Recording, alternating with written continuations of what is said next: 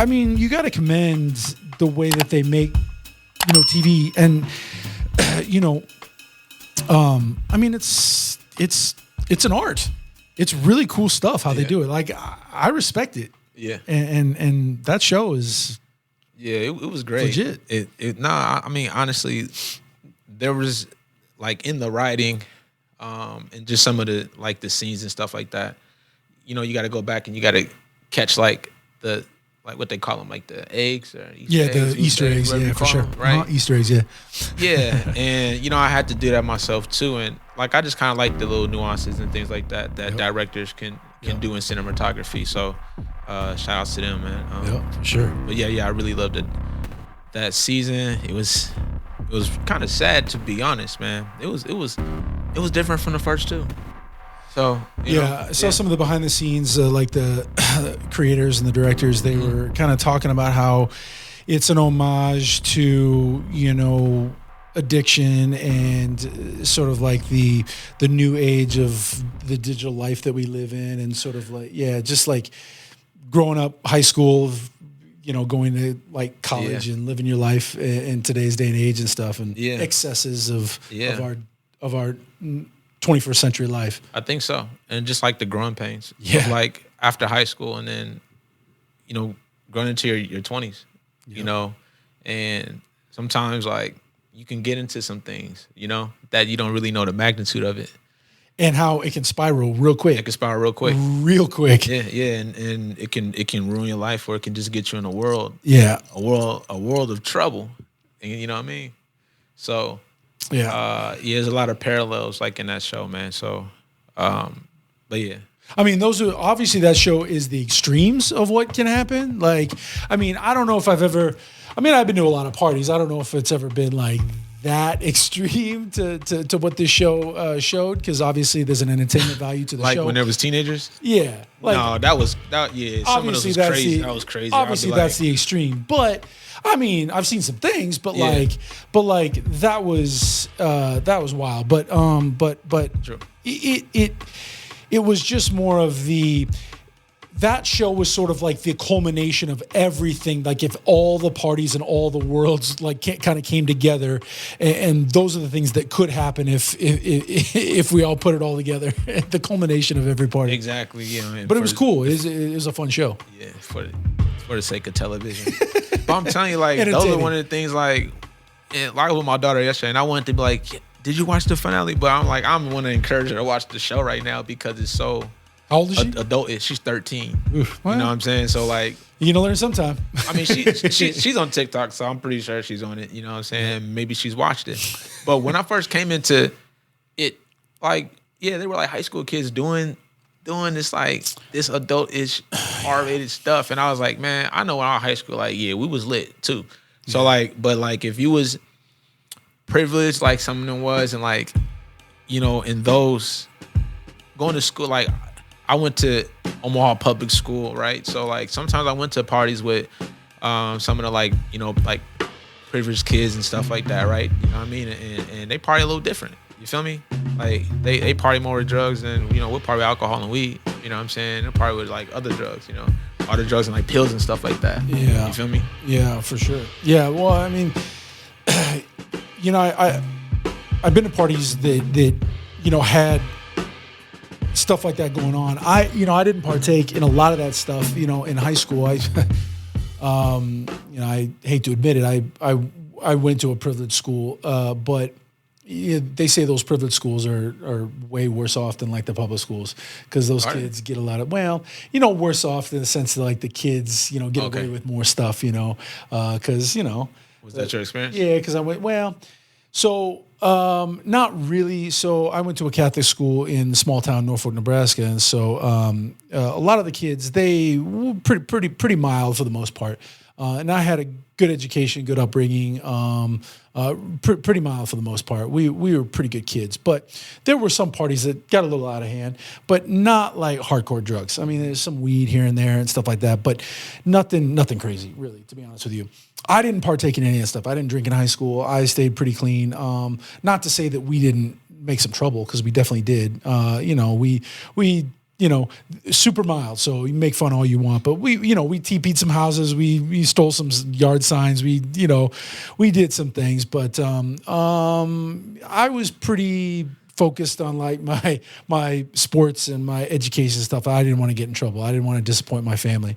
So I kind of saved a lot of that rebellious stuff for later on in life. But to be perfectly honest with you. But yeah, I was more like afraid of disappointing my family, so I saved that stuff. But that's fine. I did know of some people that they got into some things, and I kind of just avoided it. But yeah, later on in life, I dabbled in a few things, and I saw some things, and things. Yeah, Okay. Well, I moved to New York City after high school. Okay. So right after high school, I moved to New York City, and I definitely saw some things in some bathrooms and experienced a few things. And the first time I ever tried an illicit drug was I tried a half a pill of ecstasy at a Halloween party. Half a pill? Half a pill. Dang. Just a half, because I was like, well, it didn't actually hit me till later. They said take orange juice if you want, because the acid will hit your stomach or whatever and whatever. It didn't really do much. I just had some fun. We walked to the subway afterwards, and I kind of was just kind of doing some dancing and stuff on the subway with my friends. And we were just kind of dancing. Nothing crazy happened, but we were safe, and it was just like me and some of my guy friends and girlfriends, and we just kind of walked to our apartment after that, and we had a good time. I mean, nothing crazy happened. It was fun, and I never really did anything crazy hard. Like I said, tried a little ecstasy after that. Didn't get into cocaine or anything like that, but I saw people doing it. I was pretty mild, I'll be honest with that. Smoked some weed, ate some gummies, did things like that. But I saw people doing stuff, never got crazy, never shot anything up. But I knew people did it, but pretty mild. But I knew people who had some trouble, and luckily, I never went down that path, but I know it was really hard for some people, and I know how fast it can work and how fast it can get crazy. And that show Euphoria definitely can be real life. It felt like it was one of those things that keep eating itself, right? Like, you try to get away from something, but you have to exist in the same environment that, like, created it. You know what I mean? And so I felt like that was the thing with some of the characters, or maybe even most of them, and it's something that was more like in the eternal battle with them. They wanted something better and greater, right? But yet the conditions didn't allow it. 100%. Yeah, no, I definitely think that's what the show was conveying. That's 100%. You hit it right on the head. It was everybody was searching for their. That's Euphoria. They were all searching for. That's what Euphoria. That's 100%. Right. Yep, they're all just searching. Yeah. So that's 100% what it was. So that's how I spent my. That's how I spent my Sunday night, though. You know what I mean? Watching Euphoria for sure. But a new show. A new season of a show. It's supposed to be the last season. It's called The Chi. Are you familiar with that? I am familiar with it. I watched one season of it and I really liked it, but then I fell off. What are they on? Like six? Are they on six? Yeah, 6 or 7. I got to get back into it, but there's so many things out, man. There's so many shows out. We'll talk about another show, maybe another time, but my Sunday nights, I watch a show called From. Okay. It's kind of a horror show. It's on a weird streaming channel called MGM. Probably nobody even has it. MGM streaming, MGM Plus. Oh, it's an app? It's a terrible streaming platform. It's only one show. The only reason I have it is because it's 99 cents a month. Oh, okay. And well, temporarily, I'm going to cancel it. But I shouldn't be saying that publicly. But I'm going to cancel 30 it. Days. But yeah, but it's such a good show. Yeah. And anyway, but that's what I've been watching on Sunday nights because I'm addicted to it. It's kind of a horror flick, but it's really anyway. I don't want to get off the thing, but like we could talk about, man. You talk about Euphoria. I got addicted to this show called From. Oh my god. Like some street shit. Harold Purnell. Yeah. Purnell. I'm not pronouncing it right. He's from Lost. The show Lost. Was he a lead guy? No, he was one of the leads. Lost was on forever. Yeah, Lost was a long time ago. He was also if you saw him, you'd know him. Let's see, he was in Romeo and Juliet back in the day. He played Mercutio. He was the one in Leonardo DiCaprio's version of Romeo and Juliet. I'm really bungling this, but anyway, it's a really, really good show. I recommend you seeing it. It's the only good show that's on MGM Plus. It's the only reason to even watch that streaming service. So I gotta do a subscription. But you gotta look it up. You gotta do a subscription. But I think, like I said, it's 99 cents for like the first 3 months, so you can just binge it and then cancel it. Okay. How many episodes though?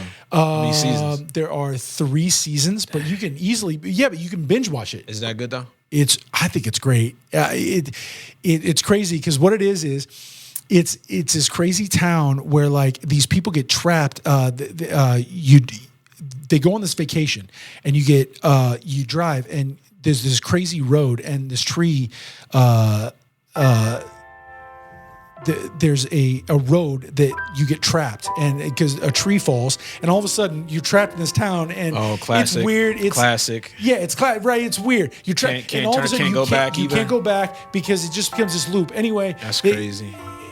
It's weird, but it's cool and it's a horror show, but it's actually fun because it becomes this whole thing and they got to figure out how to get out of this town. And it turns out to be good. And it's a mystery and they figure out all these things. And anyway, it's a puzzle. People in the town, are they weird? Yeah, there's some weird things, but it's fun. You learn about these characters and stuff. It's if you like mystery like that, but I like stuff like that. So it's suspenseful. But anyway, back to your show. But that's what I do instead of Euphoria. I've been watching that, but I'm going to go back to Euphoria. I feel that. Listen. Tell me about Shy. For me, when I watch these shows, I like these shows that's like more based off of realism. Yeah, and of so course, you have so do I actually. You got your street shit in there, but you got your politics in there. Yeah. You got your community stuff in there, and you have most importantly just representation, right? So I like a show that got a black cast, right? I like a show that has black leads and stuff like that. Not that all shows need that, but when I'm watching a show like that, I like them. And I always grew up on that kind of shit, the hood classics and stuff. So shows that give me that feeling. But nah, man, I grew with the show. I watched it since season 1. Yep. And here we are, which is supposed to be the last season, but they said that 2 seasons ago. And act like they did. I got to get back into it. 2 seasons ago. Yeah. So, but anyways, man, it's episode 2. But I'm gonna just tell you what's crazy about it right now is that. All right, so we're in season 2, episode 2 of the new season, right? And the Shy is centered around a young group of kids, right? A friend group, 3 of them, 1, 2, 3, right? And it's coming to age, right? And one left the cast already. So you got Jake and Papa, really. And then they added some new characters, so Bakari and these other guys, right? But it's really about them and them growing up and their growing pains. So they see a lot of violence, a lot of death, a lot of street shit. And it's a coming of age. But you have your street stuff, right? So you have this dude, his name is Nuck. And Nuck is he's the leader now, right? Like the gang lord. I feel like all these shows are really trying really hard to be like the Wire. The Wire, Power and stuff like that, right? Yeah, because The Wire is so good. It's so good. It's so good. And man, funny thing, I saw one of the detectives. I didn't know he was British, right? White dude, McNulty. Yeah, McNulty. I saw him rapping. Yeah, I saw him rapping in a video online one time. Oh, that's crazy. But it seemed like a lot of those guys, because even what's his name?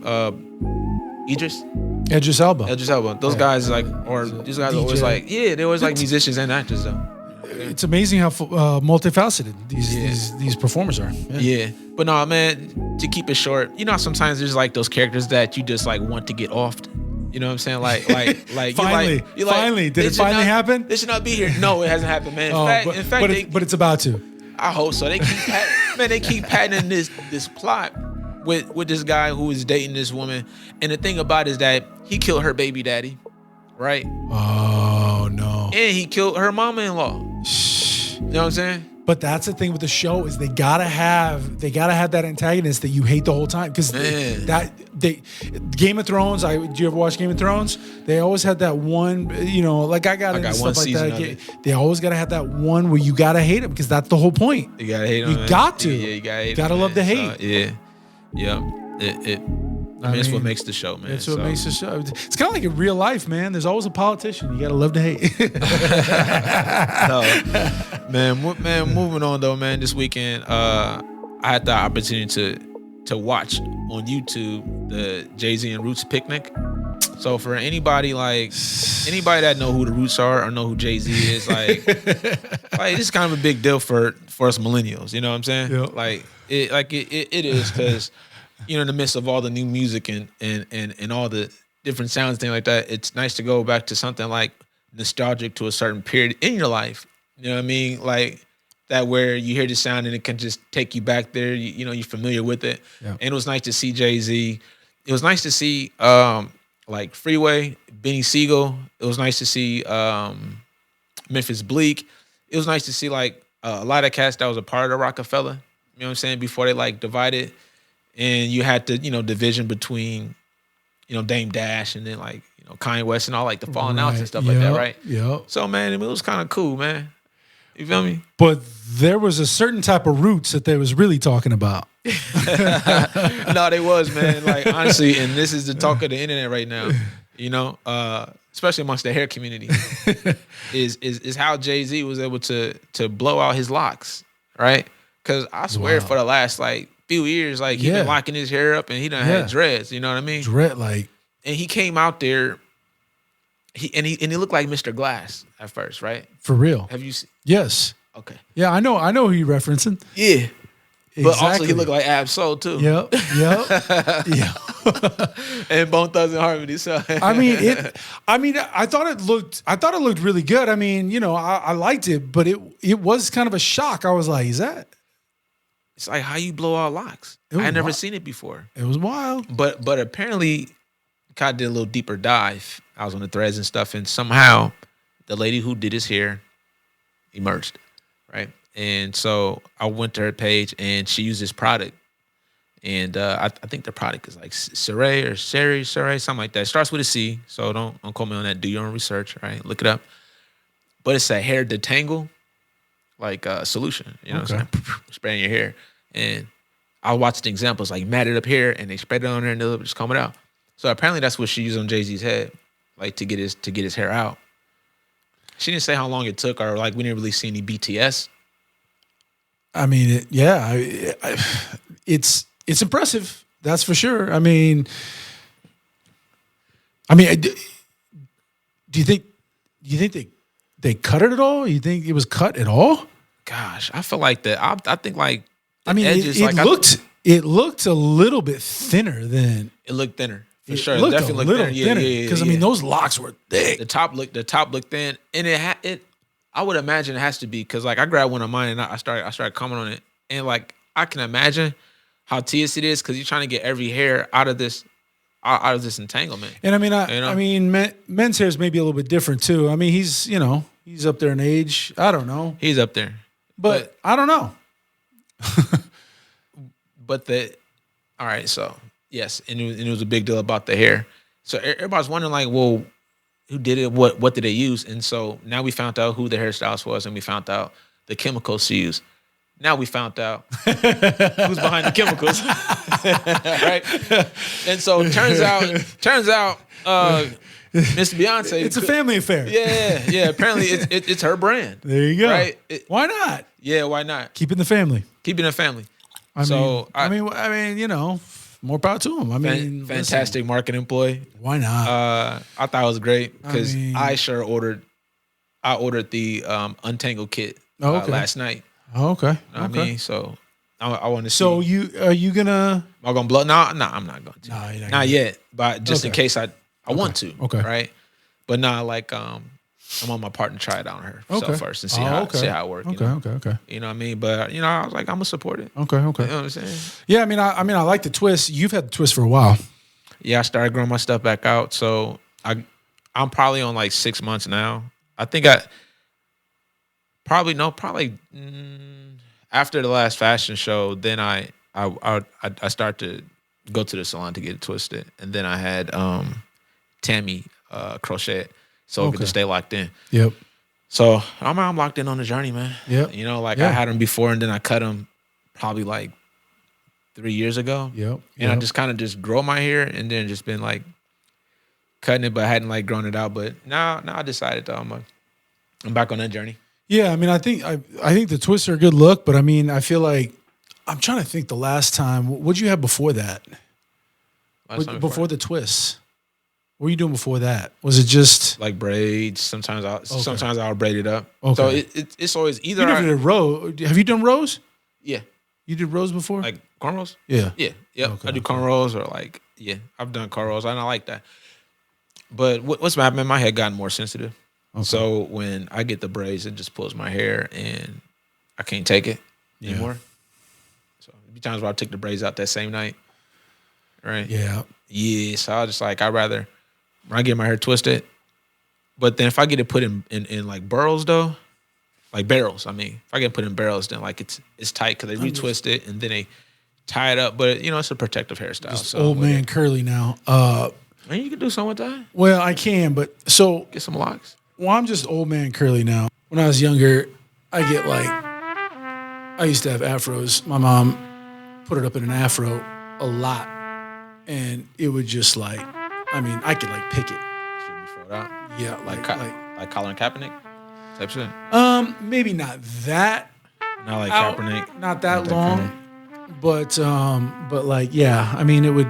I've got little baby pictures and like little kid, probably till I was about 6 years old. I would basically afro. And then when I got to about like 7, 8, 9, 10 years old, I would do like flat tops. Flat top was the look like in the 90s, Like I think it was like the, kid and play. I would always do it, but I wouldn't be that high.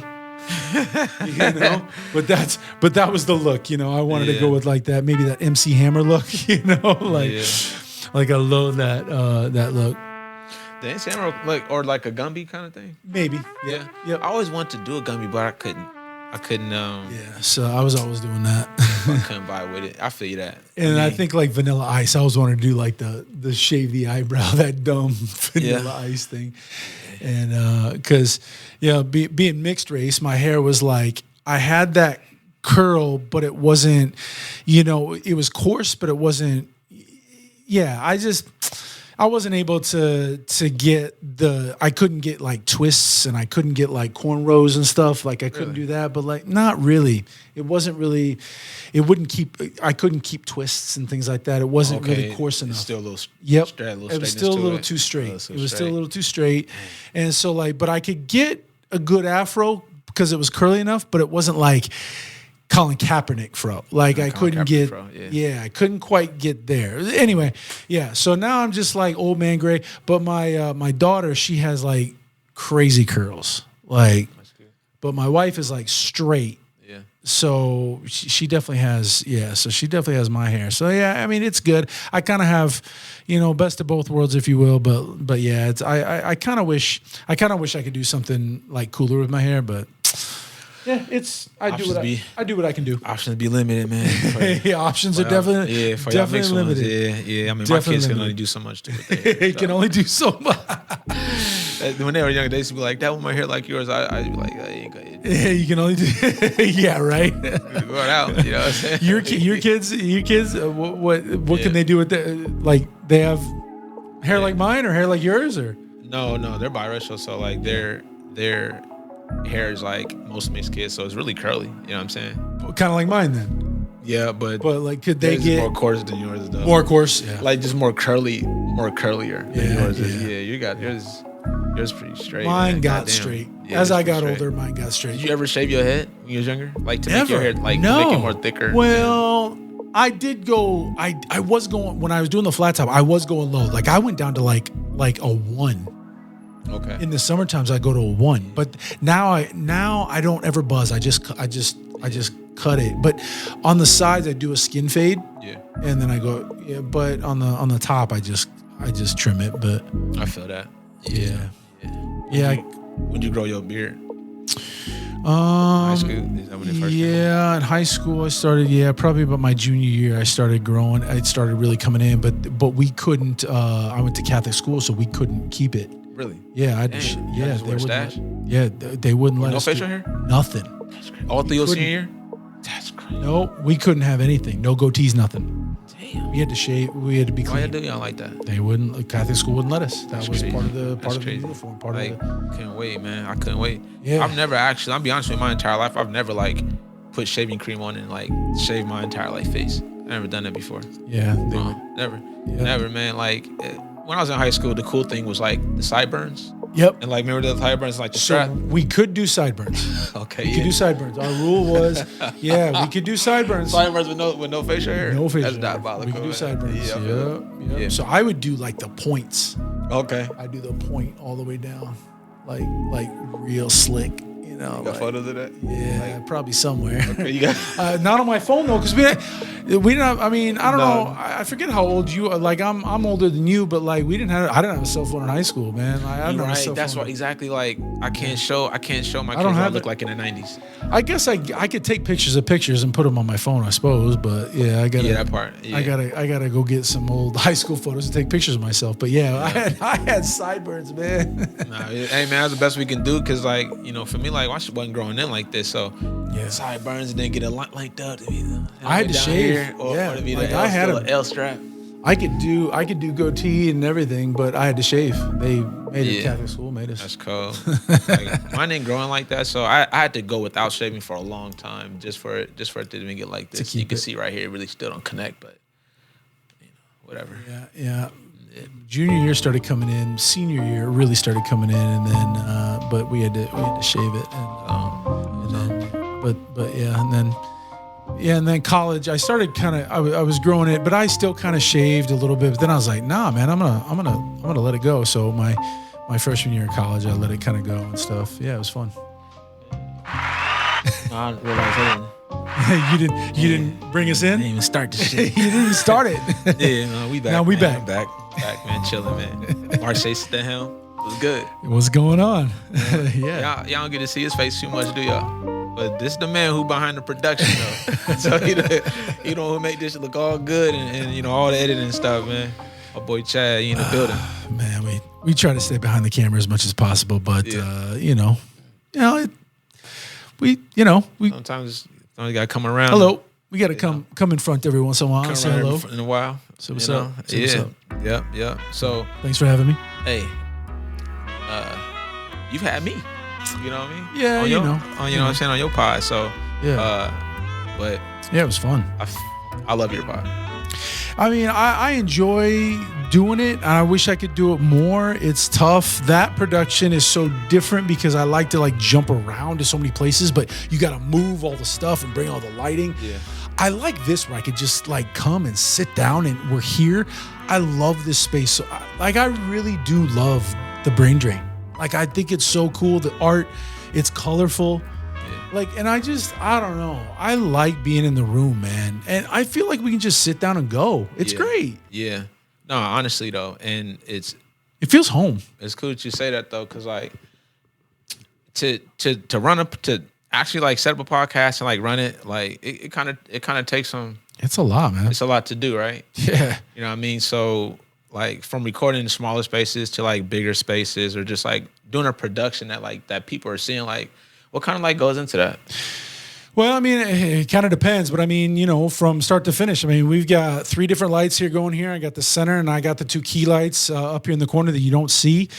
We got 3 cameras. I got a center, and I got two main cameras here. I got one on me, I got one on Marcey, and then I got the center camera here. I've got a control monitor here that's controlling the cameras here. He's got the audio controls on the the mixer right over here where he's kind of controlling all the audio and stuff like that. We've got the 2 guest mics here, and then we have a third mic. If a guest comes, we can actually hook up a couple other mics if there's other guests. We got batteries running everything there. We've got a little sort of accent light in the back there. Everything's powered with plugs and extension cords, and then just sort of like accessory light or like practical lights in the background, just to kind of like make the set sort of feel at home. Mm-hmm. There's just a lot going on, and then we have to edit it on the back end. So we're recording the audio on little memory cards, and then we got to take this and put it into the editing system and make it look good. And there's just kind of a lot of bells and whistles, and between all that, we have to just sort of decide what we're going to talk about in the day, and then bring guests on. We've got to book, people to bring on. Sometimes people will DM us with different ideas that they have that they want to talk about, and as we grow this and bring it to the public. With the election year coming on, there's some politicians, local politicians that are running for office, things like that. We'd love to hear from them, and people that we support and stuff like that in the local community. It's just there's just a lot of moving pieces that we want to do, and there's other concepts that Marcey and I have talked about that we want to do. Maybe even like moving, the space too, and stuff like that. Starting here, moving it into other spaces, into the Culxr house and stuff like that. But we plan to grow this thing out. We got a wonderful facility. Yeah. And we can kind of do what we want. Do what we need. So the goal is to take over in the media space. Yeah. You know what I mean? Produce great content up out of here, but just great content, period. You know what I'm saying? For the media company, man. So but this isn't our first rodeo here, right? Chad shot my most recent video, 10th and Marcey, right? I was on a rooftop. You see the aerial and all that stuff, man. My man, he directed that, chopped that up.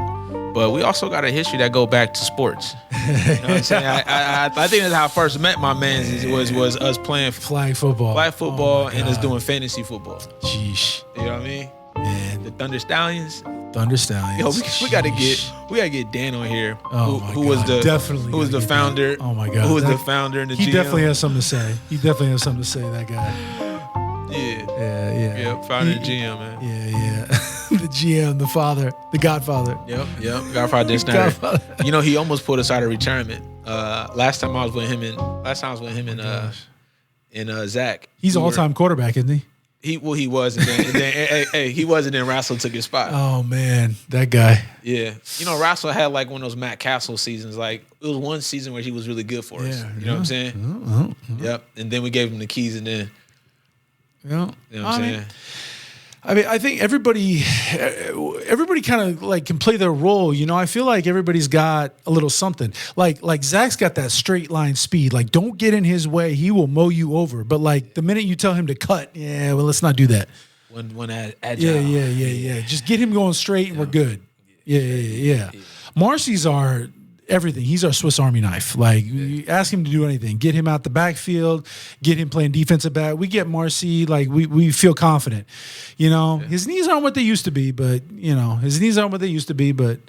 but we feel confident. Having Marcey on our team, we feel confident. The offense, defense. My knees are definitely not what they used to be. I feel like I'm more of the scheming, the coach now. I probably not on the field, but I used to have crazy good hands, but I can't run like I used to. So I'm just I'm more of the coach now. I'm more the scheming guy. That's how I felt, man. I felt like that. You was more on the backside of your career. Yeah. I just at that point scheming now at this point. I just can't. My knees can't. I just can't do what I used to. So not anymore. No, I was nice how I blew my knee out though. Was you there when I blew my shit out? No, that was the year before. Before you? Yeah. Okay, so you came. Because you blew it. Yeah. See, you had to have surgery, right? I did. So when we played, I was coming back just to prove I can do it. Yep. So I was a shell of myself, man. Yeah, I know. I was a shell of myself because I was still nice. I heard. I was nice, man. I was nice. And I was trying to shake this dude in an open field, and my cleat got stuck. I heard a pop. And I was laying there. I was like, dang. ACL, right? ACL. And so mine was swollen, right? Like, I couldn't go back in the game. And you know how after the games, we would go, like, get a beer or go eat. So we went to night out after the game, the group of us. I should just went home after that, but I went. And I remember sitting there, and my shit was on fire. Like fire. And it was swollen, fluid all in the knee. And I gave it a few weeks, and it went down. Like, I wasn't playing anymore. Like, I was like, guys, I can't play, playing football. But I would still shoot around at the gym, though. And so my dumb ass went to go hoop. Oh, no. Yeah, man, my stupid ass went to go hoop. Yeah, you don't do that on a busted ACL. I went to go hoop. Not smart. I didn't know because I didn't go to the doctors, right? You know how it is. We get hurt, then we hope we just hope we get better. Yeah, right? We hope we get better. And I hope they got better. And I went up. I tried to drop it down. I came down. My knee blew out, and it was the worst pain. When I first popped it, I think I probably tore my meniscus. So you went bone on bone then at that point. At this point, I ended up tearing my ACL, MCL, and meniscus. Yeah, so you were bone on bone at that point. Tore it all up. Yeah. Tore it up. See, I got a similar story, but mine involves, shots of tequila and sand volleyball at a bachelor party. That ain't a good combination. That sand. Yeah. Yeah, mine's a similar story, but no athletic. What was it? Was it ACL? We were playing. It was this knee. It was ACL, but it wasn't. I didn't tear it super bad. It was a partial tear. We were. It was on a bachelor party, and I was playing some beach volleyball, and after 7 shots of tequila in Florida. The whole trip was busted. Yeah, and so it was cool. I just put ice on it and stuff like that, and we just went through it. Dan was there, Zach was there, my brother Shafiq was there. Yeah, they all witnessed it. Yeah, it was crazy. We were at we were at a beachside. We were at a beachside bar where the girls were giving you tequila shots upside down in bikinis. And then you upside down and giving it to you? They were hanging upside down. And giving it to y'all. And I was back I was How are you? I was back like this. Hey yo. And then pause that. Yeah, right. And then we saw some people out there playing volleyball, and they were like, next, and we were like, all right, let's go play. Okay. Damn. How many shots was you in? You said 7 at that time? Yeah, I don't know. I'm probably exaggerating. I probably only had a few, but yeah, we thought we could play, and I was like, couple hits in, and just I went to go hit and plant, and my old 40-year-old ass was not. Yeah, I'm overweight. I've lost some weight since, but I was a little heavy, and that's what happens. Did I see you during that period? What year was that? 2022. Okay, yeah, that was recent. Not that recent, but recent though. 2022. Yeah, and it's tough. Even now, it's tough because I remember Zach and was doing sand volleyball over outside of Olivers. Yeah. And I came one time and I was like, it's too much pressure on my knee. I was like, because my side to side lateral wasn't quite there yet either. Yeah. And that sand is tricky, man. Yeah. So I think if I hadn't played tequila, if I hadn't drank tequila, it hadn't the tequila, but then also I think it would have been much better. But I used to be a pretty good volleyball player. I used to be a pretty good athlete. My mom played for the Huskers. I used to play volleyball all the time with her. My mom was play volleyball. She played for the Huskers? For the Huskers. That's hard, man. That's tight. Back in the 70s. Shout out to the she was good. Lady Huskers, man, Nebraska. Yeah, heck yeah. Doing their thing. Yeah. So but I grew up watching her play, and I was little. She was out of college when I was obviously born, but she played after college. Yeah. I was little when she was playing. Did y'all have it at your school? Yeah. Well, not for guys. I guess. No. But I watched the girls play. But I played just for fun, because I was always around it. Because my mom still played and stuff like that. But I played just on the side. But no, I didn't play organized volleyball. No. But I just played for fun. Yeah, it was fun. I always enjoyed volleyball. I thought Yeah, in the I love summertime, volleyball. stuff like that. Volleyball's cool. Yeah, I like it. I like it. But yeah, it was not a good choice to do after tequila. Probably not. So, but yeah, your knee story is a much better war wound story than mine. I mean, at least you have guess. Credibility. Yeah. You were doing something like legit. You know what? I made the dime. I was on a fast break too when I jumped. I made the dime. But how I did it though was senseless because I was trying to show out. I didn't need to do that. I should just ran by the guy. I was trying to shake him because he was a little more heavier set than I was. Man, so but the fact that you I was trying to embarrass him. The and I fact shouldn't that you have did could that. That's even what make happened. that move would have been awesome. But damn, yeah, that does suck. Dang. But it's all good though. Listen, I'm not retired from athletics though, so I'll be hooping. You're still hooping. I'm in Miss League, so I had to choose one sport. My wife told me the only thing that I can still jog and I can still hoop, but she doesn't let me. She's like, do not, if you're gonna hoop, you can only play like horse and you can't play defense. Dang.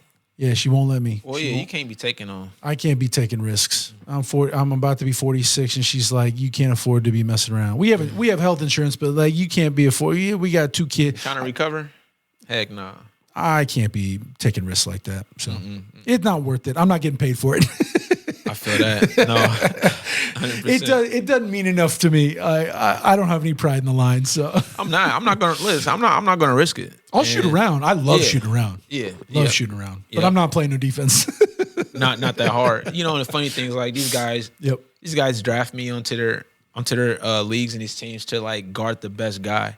Still, like I take pride in it a little bit, but at the same time, I'm like, come on, man. Like, yeah, I'd rather hoop on offense. I'd rather get buckets. You know what I'm saying? So like for me, I have to play twice as hard because I have to lock down their best player. We'll try to. The older I get, man, it's harder. It just scares harder, me, man. Because it's harder. One guy thinks that he becomes a superhero, and you land on this dude's foot. It's like no. Because there goes your ankle, your knee. This guy elbow you or his head. He throw his head back and it hits you. Nobody got time to go on no busted. I mean, that's a year and a half. Nose. That's a year and a half recovery. You know what I'm saying? For an old guy like me. Yeah. I mean, it might be 2 years. I don't want my parents mess with. Oh, exactly, right? You know what I'm saying? Yeah. So like, I try not to be in the trenches like that. You know what I'm saying? So, I got my veteran game now, so I'll be on the outside. Yeah. Been working on my jumper. Hold on. It's not worth it. Right. Get it. Because someone would have saw what I did and been like, he can't shoot, but I had to go ahead and go like that. All right, I'm trying to judge my shot, and I can hit that. Okay. Man, that'd be the worst. You get a big old two or three teeth knocked out. Yeah. I used to hoop with a mouthpiece on my shit. One time I played with my grill, and I didn't even realize it, but it was all good. Yeah. Man, speaking of hoops, though, right? NBA Finals, man. I thought I predicted this last week on the show. I was talking about how history repeats itself. I was talking about how OJ in '94 with the Knicks. That was crazy. And then lo and behold, the Spurs pull it out against OKC. Man, right? I kind of thought OKC was going to get there. I mean, being at home, you thought, but Wemby was not going to be denied, man. That team, and then I saw Pop driving around. They showed him, well, not at the game, not at the arena, driving around outside in San Antonio. Okay, man, I thought he was dead. Nah, he's sick. Yeah, but he ain't passed yet. All right, I thought it was something that they was okay. He's sick. In all transparency, the conspiracists were saying that he was been long gone, but they keeping up this facade that he's still alive and shit. Oh, he's sick. I think he's ill. But there was a Pop sighting though. Yeah. Okay. He was I guess he was riding around like he was driving around, but I think he's ill. Okay. Yeah, for sure. But he was out celebrating, or he was still got that impact. Yeah, I mean, he was. Yeah, I guess he wanted to be out celebrating, but he was in a car. He wasn't driving. He was just riding in. Okay. Yeah, somebody was driving him around. Pop was like, nah. Somebody was driving him around, and he was just celebrating. Yeah, I would too. I would too, man. Yeah, I would too. Yeah. So. Shout out to the Spurs, man. It's good to see him back in a familiar place. I know that. I mean, and I like that. I like the young coach. That was kind of like, I mean, he seems like the team really likes. I mean, going from Pop to this guy, and they're in the finals already. I mean, that says something. He seems to be about business too. I mean, like you rarely see him like smile or this guy, like he's a young guy, emotion. and he could be there for a while. I mean, I don't know. I feel like he'll be there for a while. I feel like the NBA, man, they go through coaches like water. It's crazy. It's a revolving door. I mean, it's almost like I guess the NFL does it too more now than ever, but man, I feel like the NBA every year, the new coach. Yep. Like you gotta either teams win, are going through. You either gotta win, or the superstar gotta like you In season. They fire you in season in the NBA like nothing. The superstar don't like you. No matter what your record no is. matter like what. We've seen that. It don't Like, matter what your record is. You almost don't have to be a superstar in the NBA. Like it's almost just like if the sixth man doesn't like you, like it's wild. You better be an important player though, because you ain't getting no head coach fired if you ain't. That's true. You ain't talent. That's for sure. So yeah, but I mean, it's like the NBA is. I think they are making a comeback though. I mean, the NBA is. It was trying to say it fell off, didn't it? It kind of did. It kind of did. Like it, but it's it's kind of making a comeback. Like I feel like it's getting more popular. People are starting to. Yeah, I've definitely been watching it way more in the last couple. In the last couple of years for sure than I had. I feel that because I really like some of the young players and stuff like that. I think so. I think it's exciting. I think that for sure. I like some people kind of were hating on that in-game championship or whatever, that tournament. The in-season tournament. I kind of liked it. I'm not mad at it. Yeah, so the soccer has those in-season tournament, like the Champions League, and then they've got like the FA Cups, and they've got like all the in-season tournaments that they have, like the different cups that you can win in season. Yeah. Not just like the final end of the season. Right. There's several cups you can win. Why shouldn't we? It's a long season. Give several different awards throughout the season. Why not? Why is there only got to be one champ? It's a long season. Why should there only be one trophy? Make it fun. Yeah, because think about the milestones throughout the season. You got 81 games. Yep. You should be able to like have milestones throughout the season. Yeah. Why not? They have the All-Star Other game. leagues do it. You got All-Star game, All-Star break. So why not? I think the in-season tournament is cool. Then you get All-Star break, and then you get your end of the season tournament that gets you to the NBA Finals. Other leagues in other countries do it like have these like because I mean, if you're going to have this long season, you accomplish things throughout the season. Why would you just award at the end of the season one team, one trophy? Right. I feel like there are accomplishments for other teams throughout the season. Yeah, and everyone's not at their best at the end of the season. That's right. Like all the, like all the time. Like, I feel like I feel like maybe at the beginning of the season, the Spurs might have been terrible. They might have been bad at the beginning of the season, and the Lakers might have been amazing, right? So like maybe the Lakers get a trophy at the beginning. I know some people are like, it's not how you start, it's how you finish. Well, yes. So the Spurs now are the best team at the end of the season, so they should get the Finals trophy. Great, right? Yeah. Okay, or the Knicks should get the Finals trophy at the season. That makes sense. They still get the biggest trophy. That's fine, but who's to say that there shouldn't be a quarter season trophy or a half the way season trophy? Yeah. Why not? Yeah, I think so. Didn't hurt nothing. Or do you? So are you cool with the championship the Lakers won? Yeah, I mean, yeah. You cool with that? Like it that whatever that Commissioner's Cup or no, they say it was the COVID championship. So remember the Lakers, LeBron's first year. Was it LeBron's first year in LA? Yeah, a lot of people were kind of hating on it, but all the other teams sort of signed on to it. It's not like the other teams didn't play hard. It's not like they didn't play. They played too. They all played. And they lost. And yeah, I mean, had it been played normally, would they have won the championship? It might have played out differently. Because how come the Lakers home court advantage may have changed. You're right. Because they all had to play in that one place. It was neutral. It was neutral, technically. Because did they play in California? They played in California, and they all played in that same. I thought they was in. Okay, correct me if I'm wrong. I thought they was in Florida, Orlando, or something. I thought the bubble was out there. Was it? That's what I thought. I thought they built. Could be wrong. Did they build it in? Well, either way, yes, it was neutral, and even if it was there, okay, you're right. But either way, it was new. So even if you called it, okay, so even if it was, it still wasn't like, if it was a neutral court, it could have played out differently because it wasn't like they could have their fans there. I'm saying it could have been played out differently is all I'm saying. Because like you don't travel, because you don't have that disadvantage of the other team having to travel overnight. All those things that work against you. Yeah. See, it could have played out differently. You know, you don't have that team rest. You don't have that team. Could it have played out differently? Maybe. Were there different advantages because there were teams that didn't get to play their way in. They took out teams. Remember, the teams that were like didn't qualify to get in.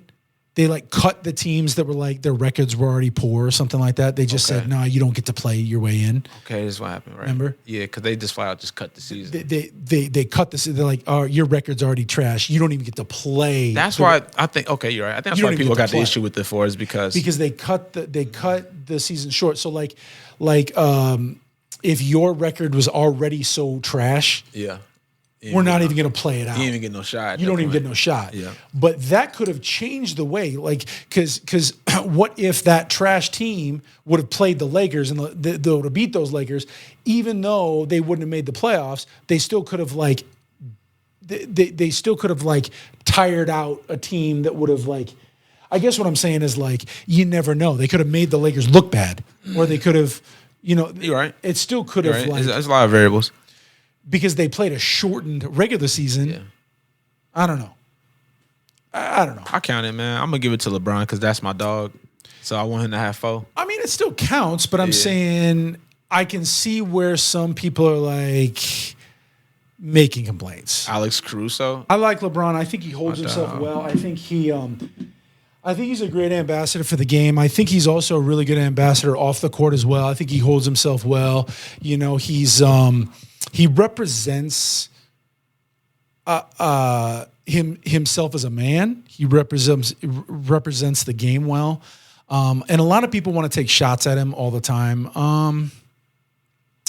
I think the hard part when you are holding up the league and through hard times and through good times and all this stuff, I think people are always trying to find the negative.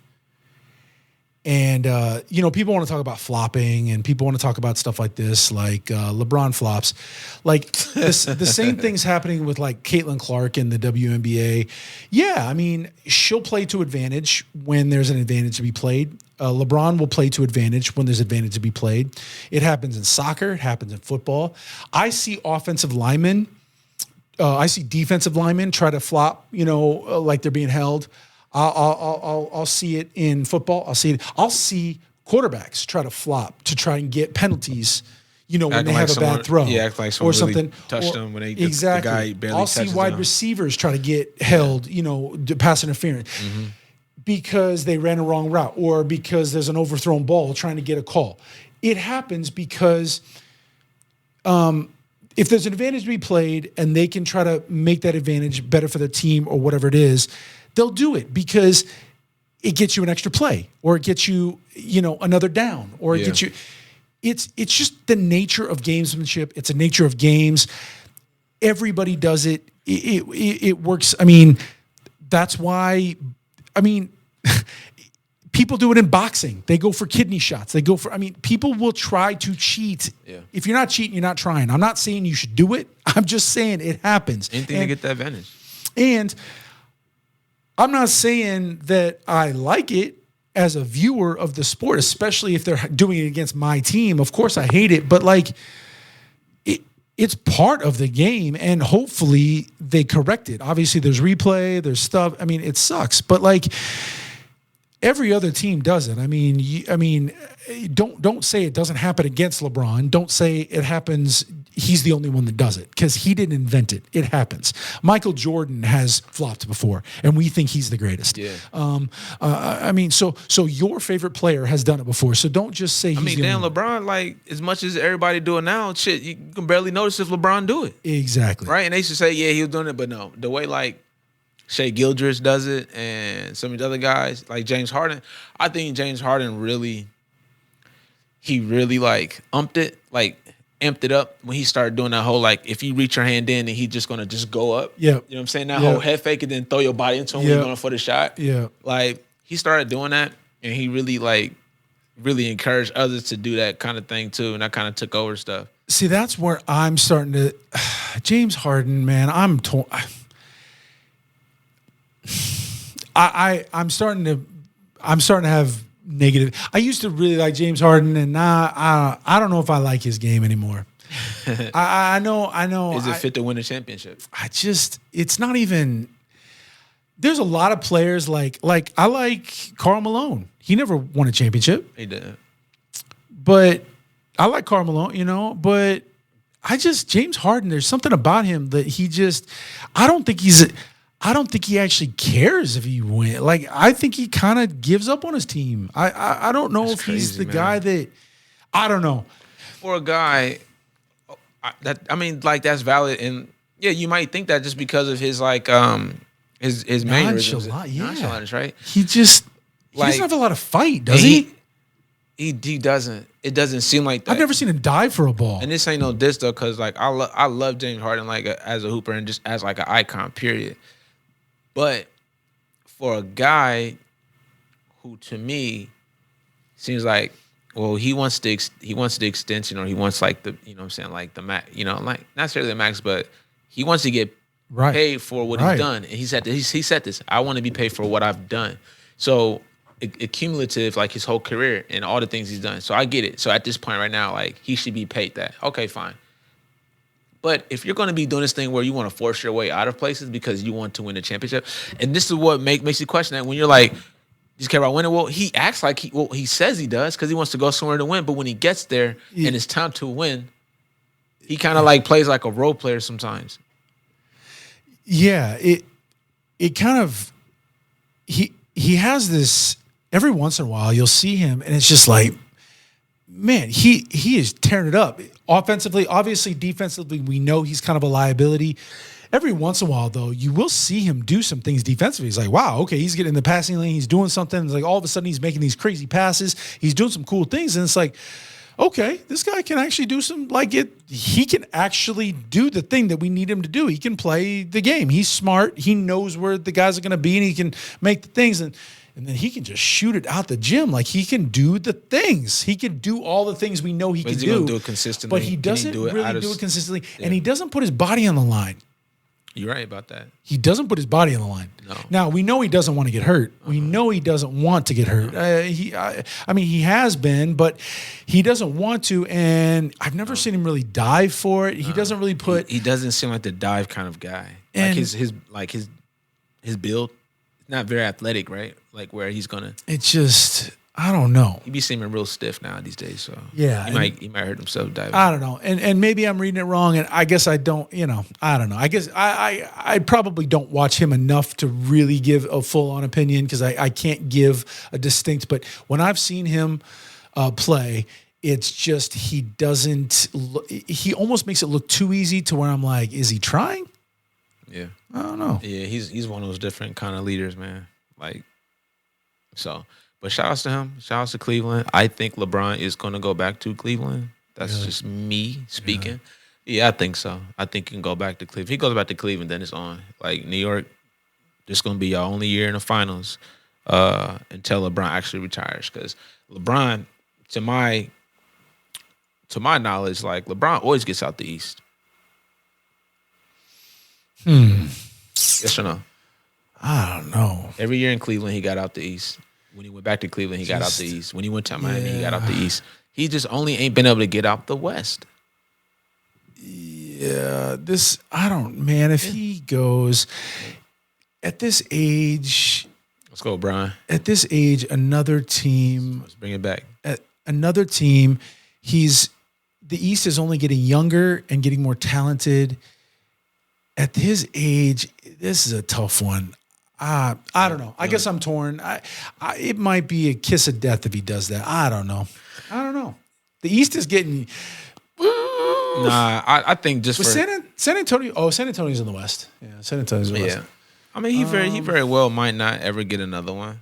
But to end his story, I think going back to Cleveland is good for a movie, right? And he gave it a go, and they probably get to the playoffs, maybe semifinals, and lose. And then he just leaves it on the court, though, in Cleveland, whereas in L.A. I'd rather see him retire in Cleveland. You really think Harden and LeBron will play well together? I don't know if they play well together. You're right about that.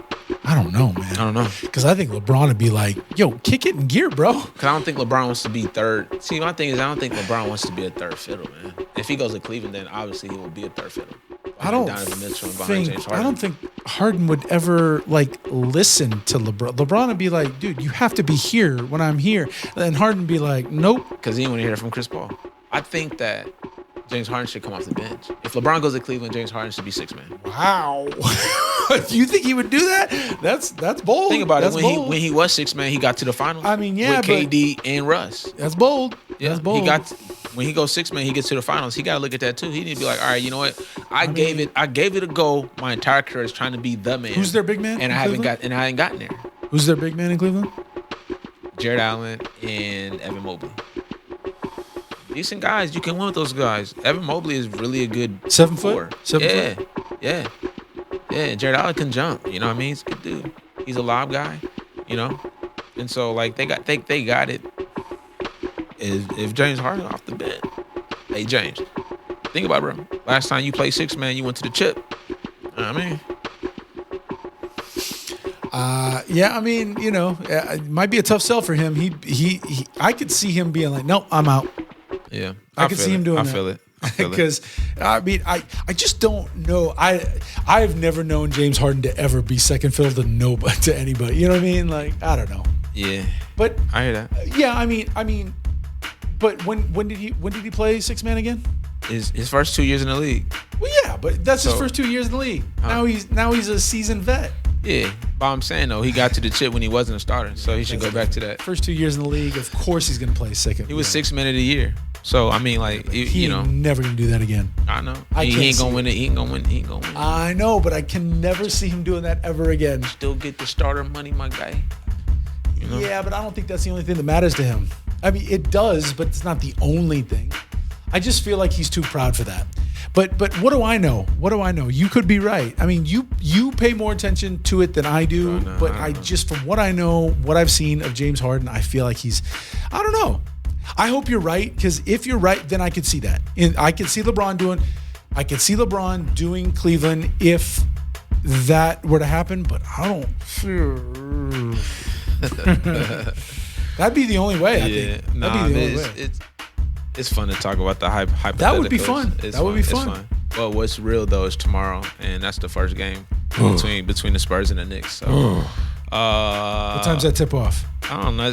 Probably 8:30. Yeah. They're gonna wait till everybody get off work to do that one. And it's San Antonio. West Coast. Yeah. So it's Central time. So it's probably 7:30 then. Probably. Central. 7:30 Central, because that would be 8:30 Eastern. Yeah, probably. Yeah. So I mean, the Knicks got a good chance, man. And so I'm with it. Is it CBS or it's gonna be on it probably be ABC or NBC. One or two. Yeah, so I don't know who has it this year. But all right, I'll go ahead and just give my early prediction. Game one, I believe the Knicks are going to take game one.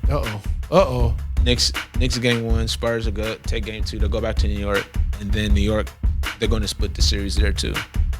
I believe it. I haven't looked at the spread. Have you looked at the betting odds yet? I don't, because I don't bet. So I don't be looking at the spreads unless I'm on ESPN and I happen to just see it, and I'm like, oh, okay. I haven't looked at it. I imagine the Knicks are favored. Should we look? Yeah, let's check it out. Should we look? Hey, underdog, what's up? DraftKings, what's up? So I'm actually going to look at Kalshi, to be honest with you, because the prediction markets these days are like the 8:30 p.m. Eastern. So that's 7:30. Yep, 7:30 our time. Oh, San Antonio's favored. Yep. Minus 191. Let's see here. Yeah, they're favored. Let's see what's this. Because they're at home. Yeah, but everybody know that. That's why you want to bet on the Knicks. Yeah, the public. Yeah, the public is going Knicks. Listen, I really feel like New York has had a chance. They watched every single game that last series. Like, I feel like the Knicks sat there and watched every game, and they know exactly how they're gonna play Wemby that first game. Spurs gonna have to adjust. That's wild. Spurs gonna have to adjust. The Knicks know exactly what they're going to do. And you know, Mike Brown is one of the best in the business, man. Man, Mike Brown's one of the best in the business. If you're betting that, I wouldn't bet that. I wouldn't bet that. I think the Knicks win. They win by 8 or more. I wouldn't. That's what I think. I wouldn't bet that. Okay. If you're betting, I wouldn't bet that. But if you're going to, if you're gonna move the line, you could move the line. That would be like a fun. Like if you're gonna move the line, play around with it, because then you get a lot of plus points with little risk. Then you could do that. But I wouldn't do any of that stuff straight up, because then you'd have to I don't know. That's a risk. Hey, Chad, blowout. Chad, with the defensive player of the year. Chad, we're gonna tap back in. All right. With the defensive player of the year. I think 8 points or more is fair.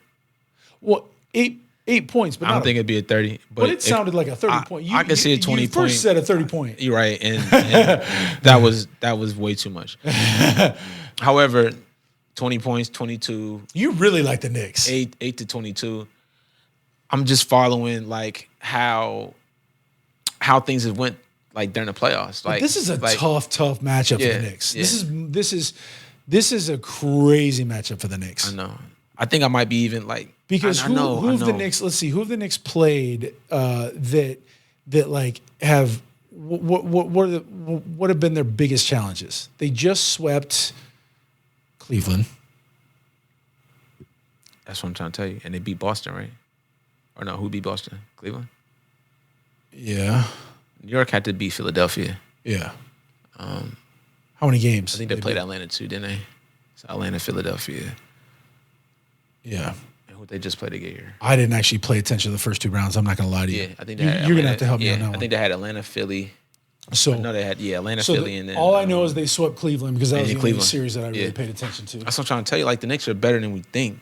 Like, no, they're very good. They're really good. I know they're good. No, I know they're good, but they didn't really.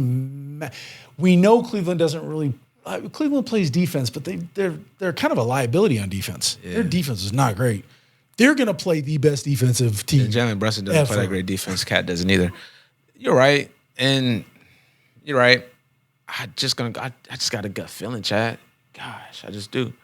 You know, I just got a gut feeling about game one. That's what I'm gonna say. I'm only gonna speak on game one. But I feel like the Knicks, will win this. I don't know about 8 points. They could win, and I don't hate your bet about winning. So if I were you and you're gonna bet, I'm gonna say money line. Then I wouldn't bet the spread. Then I would just go money line. I'm not betting until we get. I would do money line until we get underdog or DraftKings, because then you don't need to bet points. I would just go money line. The only problem is with money line is higher risk. No, because all I got to do is win. I feel that. I feel it. So if I do bet the game tonight, I'm probably going with Spurs.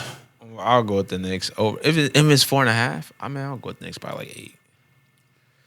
Because I just feel that confident. They're at home, and I like the D. I just like the D. I like the defense. I just like the D. Oh, yeah, shit. I can't believe I just said that. Okay, I like the defense. God, I just like their defense. My bad, Jay. I messed that one up. My bad, bro. My bad. I'm going to have to play that one back. Cut that. My bad. I just like their defense. My bad, bro. Hey, speaking of which, speaking of New York, man. Speaking of New York, man, let's talk about the New York Giants, bro. Odell Beckham, man, he's back in the league. Man, I don't know what they're doing. I don't know what they're doing. The Giants? Well, they got Jim Harbaugh, right? Yep. I think they're serious. They got a serious coach. Yeah. And he just signed a guy who was serious about getting back to the NFL. I like their defense. Seriously. Yeah. Thibodeau is really good. Or Thibodeau. How do you pronounce it? Carter, right? Or who's the guy they got in the draft? Yep. Is it Carter? Is it? I think so. They also have. Didn't they get the guy from the Jets? One of the Williams guys. I'm gonna be honest. I don't know much about their roster, but I know who their quarterback is. Jackson Dart. Yep. I know they running back, Yep. and I know Malik Neighbors, who's recovering from injury. Very good. And so they got Odell Beckham. Yep. I feel like they signed some good defensive backs though. I mean, New York means to win though. Like their whole intention, they're like not like the Jets. New York wants to win football. You know what I mean? Yeah, I'm not 100% sure with the Odell Beckham. I think it is definitely more of like a jersey selling thing. I think it's coming home, homecoming thing. Sell tickets. Yeah, they're gonna sell tickets. Maybe he'll be a kick returner. Odell returning kicks at this stage of his career? You don't think so? Nah, I don't see it. No? Why not? Special teams? You don't think Yeah. he can still run? Not like that. No, I think they'll probably use like a younger running back or receiver. but the way that they have the kick returning stuff set up, they don't. I mean, right? He could. He's done it before, so I'm not gonna say he couldn't. I mean, I don't know. I don't know. I don't think I so. feel like, I mean, I think he comes in. He plays that Denard Hopkins role. Okay. Like he probably get 25 catches on the season. You know what I mean? In my opinion. Okay. Right. I don't know. Well, so from what I saw of him recently, he obviously can still jump. He still has the hands, no question. So maybe he's that red zone guy where it's like, well, let's throw it up and let him go up for the one-on-one balls. Yeah. Because, I mean, he can still he's still got the hands. We saw him in that flag football game, right? He still has the hands. If he can do those jump balls against those DBs Yep. and one-hand-ems and things like that, why not? Yeah. Get him in the red zone. You know, why not? Let's do it. So yeah. I mean, I say that. I don't know if he's going to be able to get wide open like he used to, but we'll see. That's the what thing, and so that's what I'm saying. Like, if he get double, no, he has to be on like the third or fourth cornerback. You know what I'm saying? Yeah. Or like he takes the advantage of a linebacker that like gets on him. Yep. You know what I'm saying? Yeah. Right. He runs this route and getting that, you know, that space or whatnot. I mean, he's a good route runner. I mean, he can use his smarts. He can be that zone guy who just sits down on the route and does like that choice route. So thing. was he really ever that great though, or did he just have great a couple of great seasons? No, he was, and he had breakaway speed. I think like his injury prone was rough. I think no, he was. He had the ability once he had the ball in his hands to make plays. That one-handed grab against the Cowboys Obviously made him. Yeah, that made him. But he had the ability once he had the ball in his hands to make plays. His quick twitch ability to be able to get the ball and then 1 foot in the ground and go, amazing. Yeah. But he also like every once in a while he would like, he blew out his knee a couple times. His ankle, he just had. That's why I worry about him going up in the end zone. Made a glass a little bit. Yeah, made a glass a little bit. He was. Yeah, he couldn't really take a hit. I mean, but he was tough. He was mind tough. He's strong. I think he's good in the locker room. Players wanted to play with him. I mean, he's a good dude. I root for him. Definitely root for him. I do because, man, it is a mind. Dude, it's a mind fuck. Like to go through the injuries and go through the like. Yeah. What if, like, you know what I'm saying, and not getting picked up last year. Like, these guys end up, retired or fold, man. So shout outs to him, man. You know what I mean? Yeah, I root for him, and I want him to play. If he can make some impactful plays and like do some things, but 33, 34, does he turn 34 this year? I don't know, but obviously they know what they're doing, but I think it's more because he's going to the Giants. It's homecoming. I mean, I don't know if there are there 5 other teams that would pick him up? I don't think so. Nobody.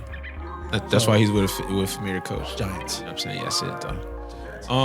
But moving on, man. How you feel about the Browns and the Rams trade? Is the Rams cheating? At this point? I don't know. They gave up Verse though. Verse is a really good player. Verse is so the Rams gave up Verse, who is sort of like he's a Pro Bowler.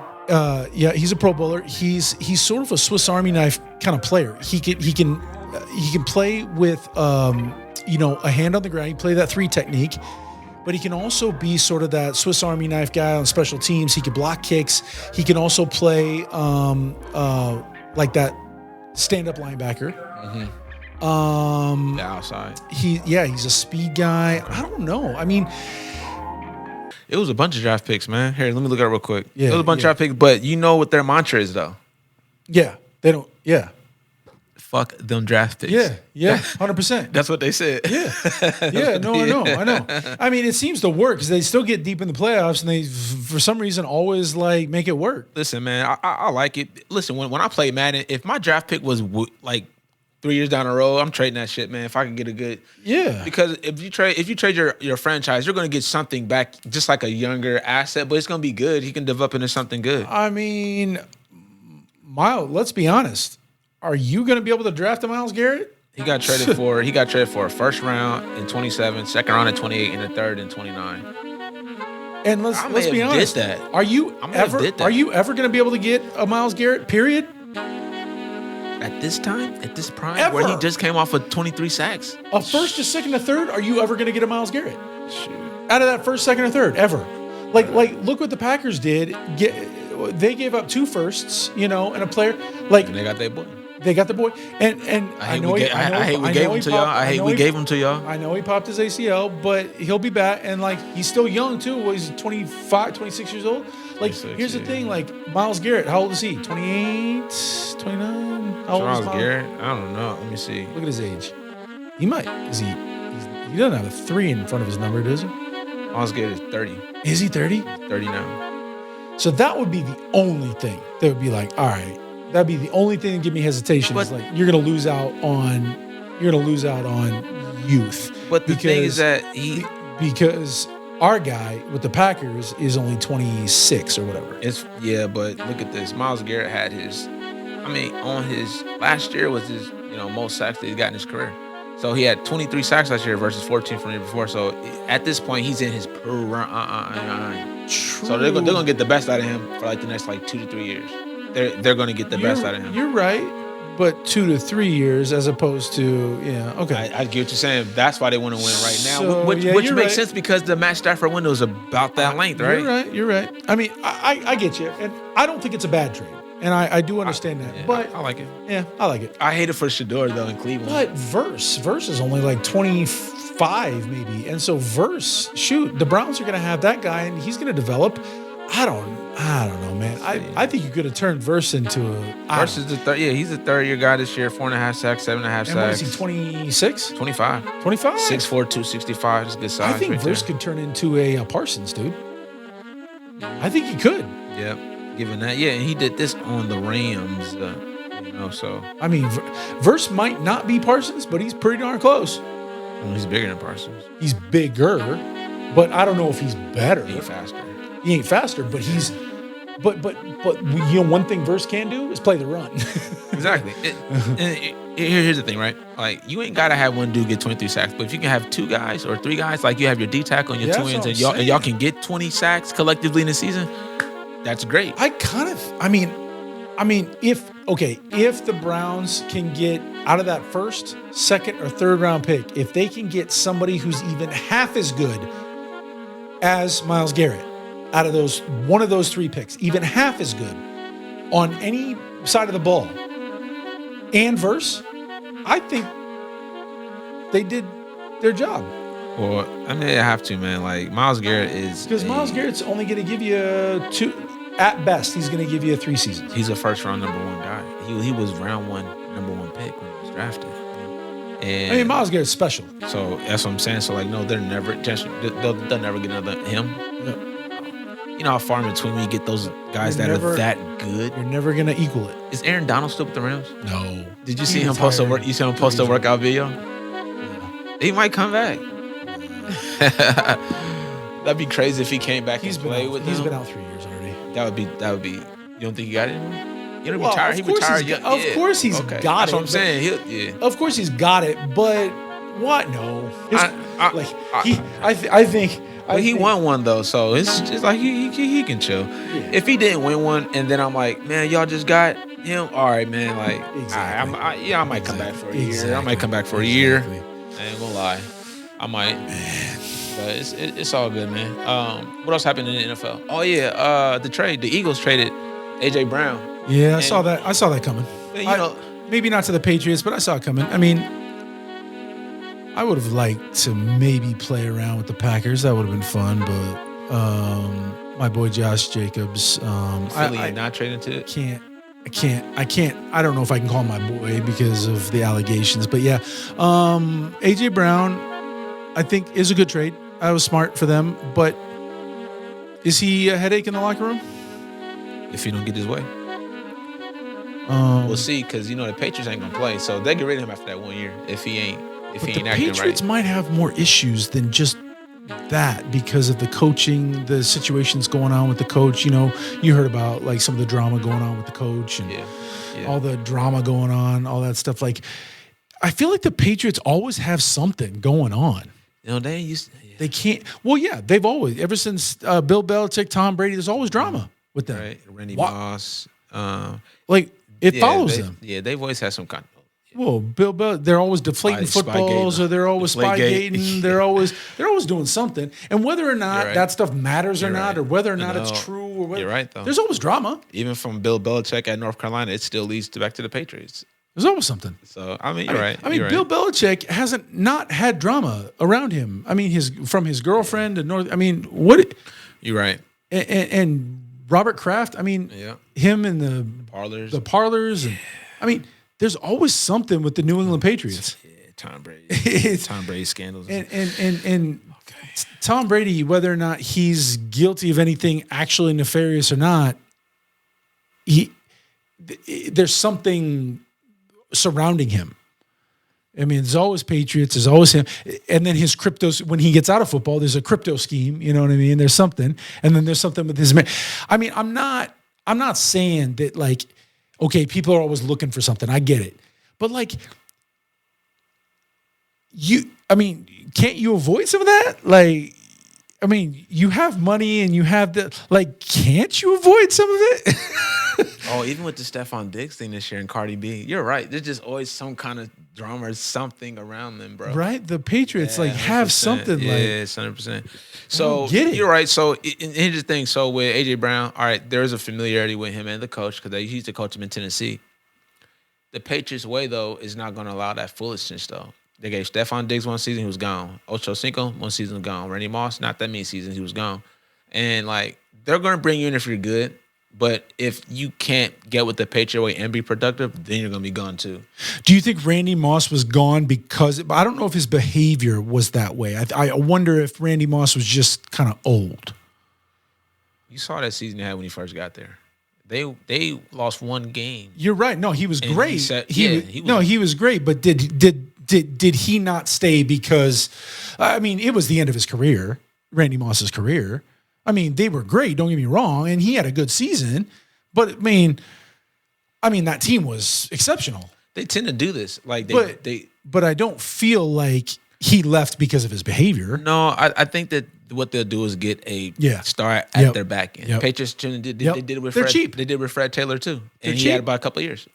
One, 2, you know what I'm saying? 1 or 2 years, maybe. You know what I mean? Yeah. And so that's kind of what they do. I think I think the behavior thing with Randy, it wasn't behavior. I think it was more money. Like, it was cheap. Like, I don't think they could keep Randy. They gave it a run, and they got there. It almost worked. Giants.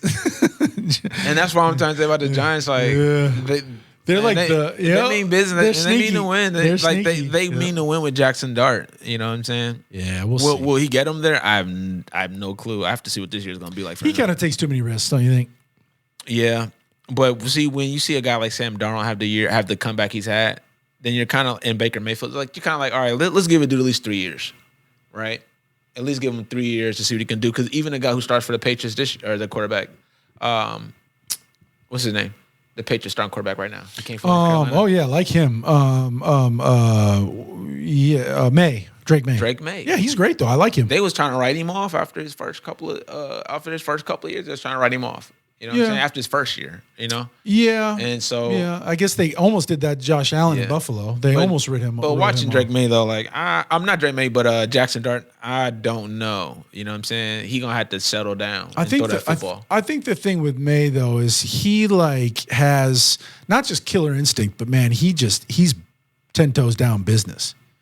I feel like Dart is a little bit like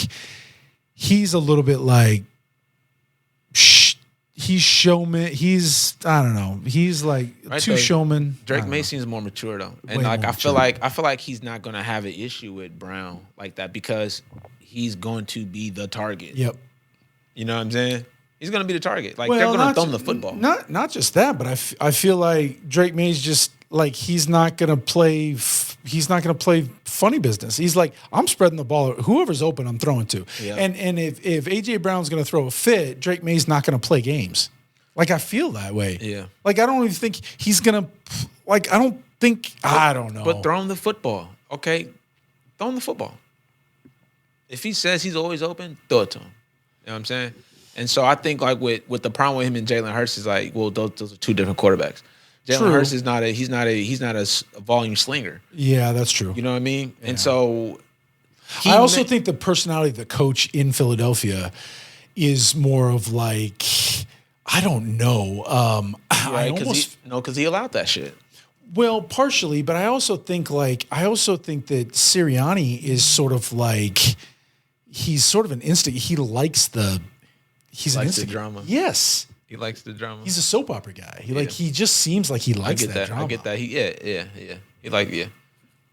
He fights with the fans. But they over it though. You see, they chose one. One had to go, and you see who had to go. AJ Brown. Yeah, but how do you fire the coach? He's been to so many Super Bowls and so many playoffs. No, not exactly. His job's going to be there. And then Jalen Hurts is going to still be there too. Well, because they was like, they try to say. But the quarterback. Every time he have a little slump during the season, they try to act like he ain't him. Like Jalen Hurts he been rocking since he got to the league. Yeah, I like Jalen Hurts. I like AJ Brown too. I really do. And I do think he's a very good player. I've always liked AJ Brown. I think that he does get a little bit. I think it's a little bit of everything. You don't think he's a little overrated, slightly? Innocent, just a little overrated? He's a little overrated, okay, but he's a little overrated, but I do think he's a very good player. It's tough. It's tough. It's tough. He's a big personality. He definitely is. I would like to see them throw it to him more. I do, because I think he's a big guy who can handle some hits, and I would like to see him with the ball in his hands more. I would. That's all. That's what I'm saying. However, I think Sirianni is the guy who I think that Sirianni is the guy that probably deserves more of the blame, because he is probably the guy that's like, no, we're going to do it my way, and if you're going to be the crybaby about this, Hurts is going to throw it to the guy who's going to throw it to. Now, Hurts isn't always capable of getting it to AJ Brown. Yeah, sometimes you just don't see that, bro. Yeah. Sometimes you just don't see your guy when he open. Yeah. Hurts isn't really capable of always throwing it everywhere on the field. Hurts is a good player. He's not Tom Brady. He's a good player. He's not exceptional. Exactly. And Drake May can probably get it to you. That's what I'm saying. That's what I think he's not going to have a problem. I think Drake May going to sling that right to him. He's not going to have a problem get it to you. Now, we did see in the Super Bowl, Drake May had some problems. Drake May had some problems getting it. With them schemes. Yeah. So he had some limitations in that game. Who was their number one? Seattle was on it. Was Diggs their number one receiver? Who's the number one? I guess. Jeez. Because that's tough too. Because Diggs is your number one. Diggs isn't the Diggs that he, used to be. I think it was like, I think the tight end was kind of the number one. Oh, they had that one guy at 13 or Christian something. Yeah. God, I don't even know. God, I should probably know this. That's all good. But yeah, maybe Diggs number 2. I don't know. But yeah, it'll be interesting. I think if we're talking football too, I think the Packers are going to have to figure out. I have to say, earlier I mentioned something about the Packers running back situation. I'm sure you heard about the news. Brandon Jacobs? With Brandon Jacobs, yeah. Not Brandon. Josh Jacobs. Josh Jacobs, my bad. Because Brandon Jacobs is Shout out, he was cold. But Josh Jacobs, I saw something in the media about it. What happened though? He was arrested for domestic assault, domestic violence, and he's out on bail. And if the allegations are true, he's he shouldn't play. Obviously, he denies through his representation. He denies, but yeah, I mean, I hope whoever is hurt by this is okay. And if the allegations are true, I hope that justice is served and all that stuff. So it's just bad for the organization right now. They got to answer all these tough questions. As far as from a football standpoint, Marshawn Lloyd is a player that has not played for the Packers much. I think he's got like 18 snaps in meaningful football or something like that. He was drafted 3 years ago, and he's just injury plagued. Young kid, I forget where he played college ball, but drafted him in like the second round. You running back? Like running back 3 years ago. Marshawn Lloyd, you can look him up. Plays for the Packers. Okay, I'll check him out. You wouldn't have heard of him because he hasn't played. He's basically a rookie. Was he coding college? I don't even know where he played. You have to look him up. I feel bad because, to be honest with you, I forgot he was on the team because he's still on his rookie deal.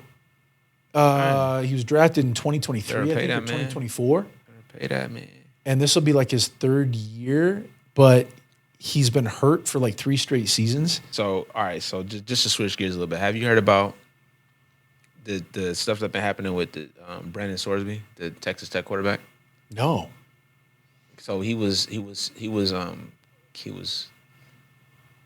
suspended by the NCAA for gambling. So he went to IU for 2 years and then went to Texas Tech for the last couple of years. Then he transferred to no, he went to Cincinnati for the last 2 years. So he started at IU, went to Cincinnati, and then he transferred to Texas Tech. But recently he's got in trouble for gambling, right? So he's gambled over more than they say he gambled over more than 40 games. He was gambling on games at Iowa, you know what I'm saying, all this stuff. So the NCAA said, you're done, right? But they're trying to get him, Texas Tech trying to get him reinstated. The Browns coach, Todd Monken, he's talking about it would be a slippery slope to draft him, right? So, the NBA has a supplemental draft. Yeah. He's talking about, I don't think we're in position to want to go down that road. Why would you? You already have Shedeur Sanders. Right? Weird, yeah. You already got who's the guy that started? Deshaun Watson. And then you drafted old boy from Oregon. Yeah. So I was just like, why what is up with Cleveland and the quarterback? They cannot get it right. Bro, I don't know why they're doing it to Shedeur, man. I hate that. They can't get it right. Speaking of Shedeur, bro, he earned $17 million in licensing last year. Crazy. He's shattered Tom Brady's I'll tell you this. Tom Brady taught him business, man. Tom Brady taught him business. If anything, he learned anything from Tom Brady, business. Yeah. I think he could be a great quarterback. Not just good. I think he could be great. He could be nice. Part of the thing that I think holds him back, part of it I think is being with the Browns. I'll tell you that right now. The other part that I think could hold him back too is he has to have short memories. The best thing Tom Brady ever did was have a short memory. So when he made some dumbheaded, boneheaded play, some embarrassing bad play, he's like, whatever. Mm-hmm. Interception, even if it was a pick six, something embarrassing. Forgot about it. Moved on. And then he threw some brilliant touchdown. Exactly. Yep. Brett Favre, the greats, Brett Favre's, the Tom Brady's, they had short memories. It's like, okay, I threw some dumb pick. I threw a pick six. I did something stupid. Whatever. And then they go out and do something brilliant, win the game. They were great about that. They were great with their first, second, and third reads. So Shedeur has to get better with his reads. Yeah, you know yeah, so, and he holds the ball too long. Yeah, that part. Holds the ball too long. Yeah. Exactly. In the NFL, I'm sorry, dude. You hold the ball, you're dead. You're dead meat. Yeah, let that thing go, man. Don't let it go. Worry about it. In college, you can be forgiven, but not in the. I'm sorry, man. Myles Garrett's coming for you, and he ain't on your team anymore. Miles is gonna come get you. I hope he don't smash it. I hope he don't smash it. Miles gonna get. Miles is coming this time. Yeah, I hope he not. He used to get you in practice, but now it's live. Yeah. No, I like it though, man. He was a late draft pick, so his signing contract won a lot of money, but I think they knew he was going to be fine because the money he was going to make in endorsements. I think If he's lucky, man, he'll get out of Cleveland. If he's lucky, man, I would want out of there. He'll get out with his ACLs intact. He'll get out of there, and he'll find a home. I mean, Deshaun, the best thing he ever did was get to Cleveland and just get all that money, and now he can just like, dude, the best thing he ever did was get to Cleveland for Deshaun for his life. Why? No, he got paid so not much. Not for his career. Oh, his life. Well, no, yeah, because he was never going to get what Deshaun got that contract for himself, not for Deshaun's career. No one else was going to give him that. He got blessed. He got blessed with that. I don't know what Cleveland was doing. And hasn't even played. I cannot believe. Yeah. Cleveland is like I don't. That's why I'm surprised they're hanging on to him. Most teams would have just cut that. Well, they couldn't. They kind of are like, we have to get something out of this guy. We got to sell jerseys or something. We've seen a lot of teams just say, you know what? I know, but they got to get jerseys or something out of it. Literally, but the dead cap space. They got to sell jerseys. I'm not rocking who rocking a Deshaun Watson jersey? Well, this stuff was as bad as old boy from the Green Bay. You're right. God dang, they got to do something. He was wilding, man. Deshaun was wilding. I mean. It's if they cut him though, they're literally burning a stack of cash. They might as well figure out if they can get a season out. They need to see if he can still ball. Because I'll tell you what, he come back and he ball this year, all might be just putting the back of the head. You know what I'm saying? He might just put what he did in the back of the head if he come out and ball out. I don't know. You know, a lot of things get forgotten, man. You're right. If you perform, but do you really think that's gonna happen? Well, no. Well, it would be a miracle because it would take. It's been so long since he played. That's like Colin Kaepernick coming back. It would have to be. Deshaun would have to. Yeah, it would all be him. You talking about 40 touchdowns? I don't know if you can coach 5 to 7 interceptions. I'm talking about crazy. It's a lot of therapy. You have to coach. Deshaun would have to make some serious decisions. He'd have to make some life decisions. Be like, all right, I got to put all this behind me. He'd have to go out there and just like, man, obviously very talented.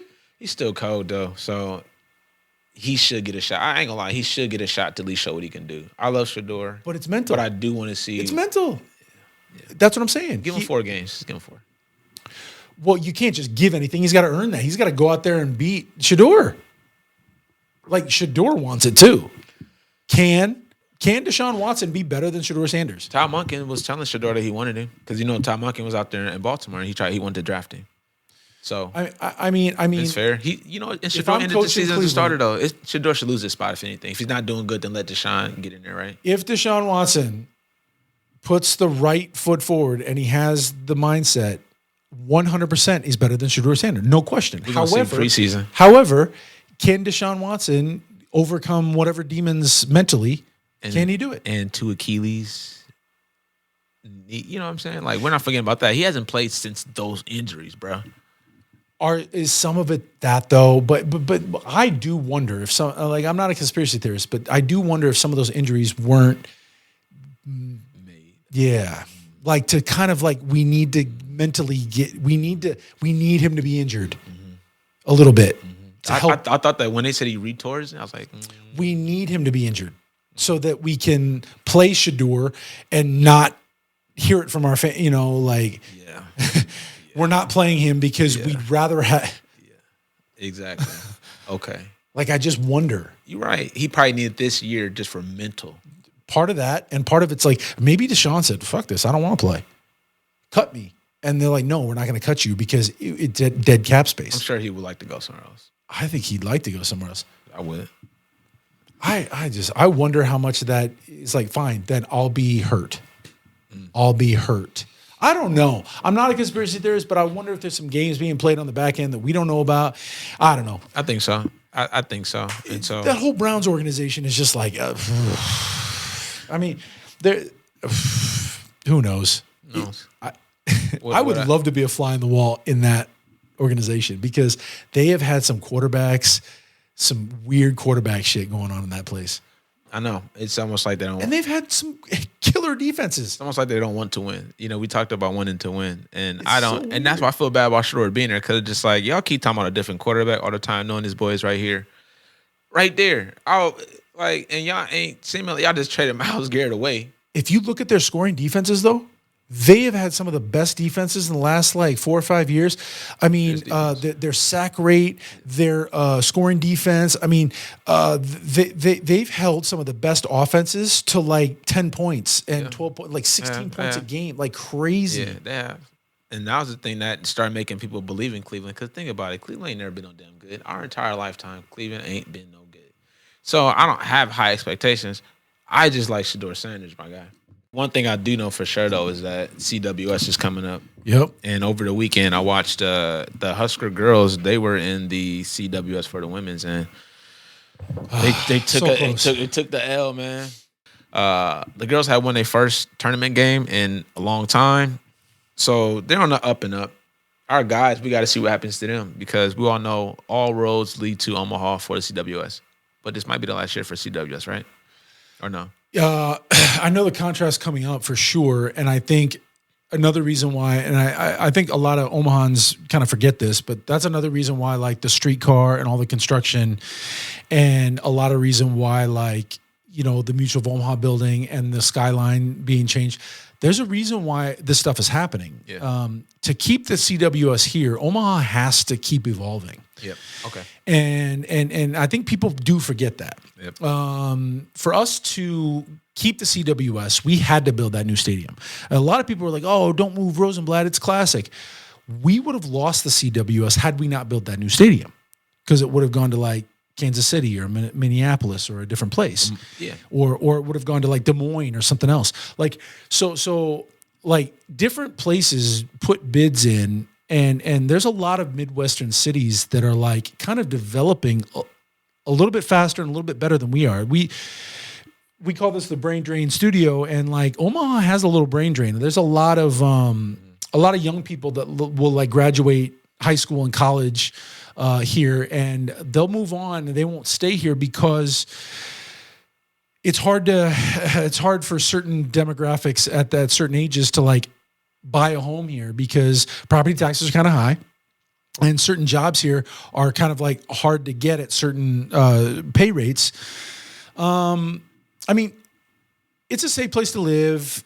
It is a good economy. We're sort of insulated in certain places, but it can be a little bit harder as well for certain ages and groups. And I guess like you know, at my age, I'm established. Like if I wasn't married and if I was single and didn't have kids, I would probably move to a different place as well. But if you're settling down and you're not ready to settle down, if you're not ready to settle down, this might not be like your number one choice. Right. But we need to evolve. This city needs to evolve if we're going to keep the CWS. Like, so public transportation, so like the streetcar and things like that, like little things like that are things that would help, you know, this city continue to keep different attractions. Yeah. And so, and I think it will help to keep that, but it might not. So I'm not 100% sure because I don't keep up on all that, but you might know more because you're pretty involved with that. But you know what I do know is like the resident's perspective, right, and the business owner's perspective, right? Like what you're saying, like the long ball, the long vision, like it makes sense. Like it's obviously we have to advance and we have to become, you know, more updated, as to say, right? If you want to host something like that in our downtown, yeah, we had to move it from Rosenblatt because look what's over there. There's, you know what I mean? Like, so considering like all the components to what these places look at too when they're throwing their bids and they're deciding where the Olympics are going to be at, right? It's the reason like we want to stand a chance to host the track and field Olympics in Omaha, right? Versus Los Angeles. You know what I mean? Right. And it brings me back to the basketball conversation I was telling Solace when I was like, everything's better when it's in the big market, right? Like New York, LA, like when they're doing good, you know what I'm saying? And why is because of what's there, right? The tourism it can attract. Right? Infrastructure, yeah. And then the money for the economy and all those kind of things. So that's the big picture. But what's lost in that sometimes in the big picture that the city has is the locals, right? And that becomes a problem because, well, we're talking about the business and the tourism. Well, their business is going to suffer before that even gets to happen. Right. Right? So they could just hang in there. But some aren't able to hang in there right now during this transition. That's right. And it's transitional period. Make a lot of people upset. The transitional period has been a drain, and it has been hard. And I think the communication during that transitional period has been, and that's another thing in these mid-major cities, or like what we're considered. We're not used to it. We're not used to this kind, and so the communication has not been there. Our community leaders have not been communicating with different small businesses and things because we're not used to having scaffolding everywhere. In New York City, if you've ever been there, visited, or lived there, like I lived there for many years, you can't go a single block without seeing scaffolding. Yeah. If you spend any time in Chicago, LA, New York, scaffolding's everywhere all the time. Always, period. all the time. Always. It's like it's part of the aesthetic. Because they're constantly updating, building, fixing, painting. I mean, scaffolding is just part of the city because that's how they like actually have to clean the windows and things like that. Like that's just how they have to get to these different buildings, skyscraping buildings. And so here, when they see that, it is in their way, parking, and not everybody drives in those big cities, and so. They're not using, and so when everybody drives here, it's in their way. The parking spots are taken up. They don't know where to park now, and they're not used to it. And then it becomes this new thing that they have to like navigate around, and so it bothers them. It's in their way. When people are always constantly talking about ain't nothing to do here, and so when we tried it, not when we tried, but when it appears to seem that we're heading towards a bigger city vibe, well, people are upset about the inconvenience it causes now, right? Yeah. And so it's a bit of a catch-22 in some ways, and you have to,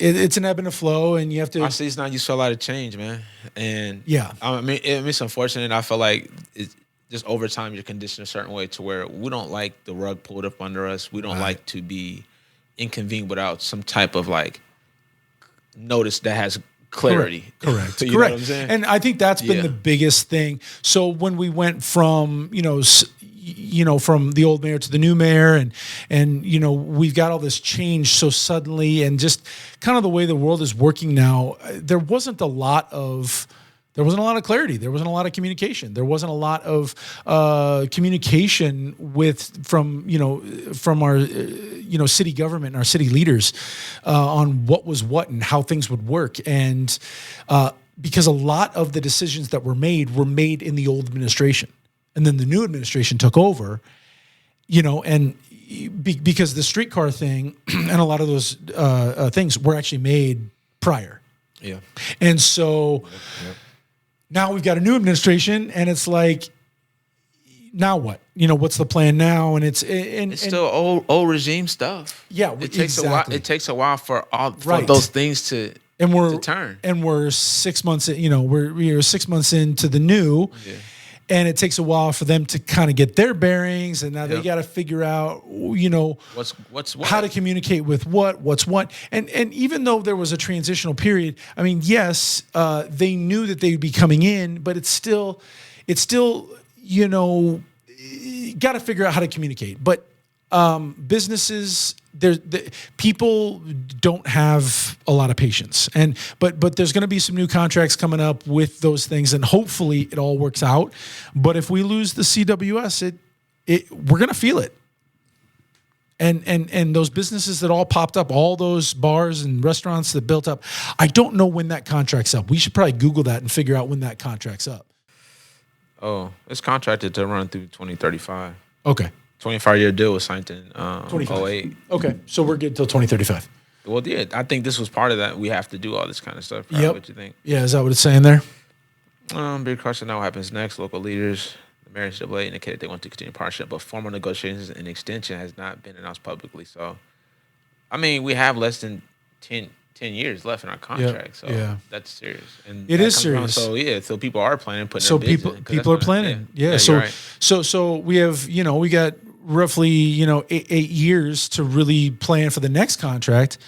And that matters, when we're less than 10 years to plan for the next, because you got to consider this mayor is now thinking about that, right?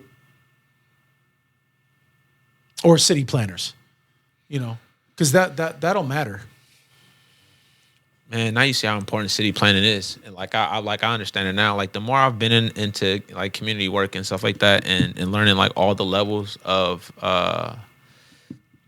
just like the chains, you know what I mean, and how it goes. Like, yeah, planning happens 10, 20 years, 30-year plans. You know what I'm saying? Like down the road, right? That people understand. Like, so when something is happening currently, it's like this was in the works. Oh, big right? time, big time. There was in the works. There was meetings. There was conversations. There was rooms. You know, where this was discussed. All these things, right? Uh-huh.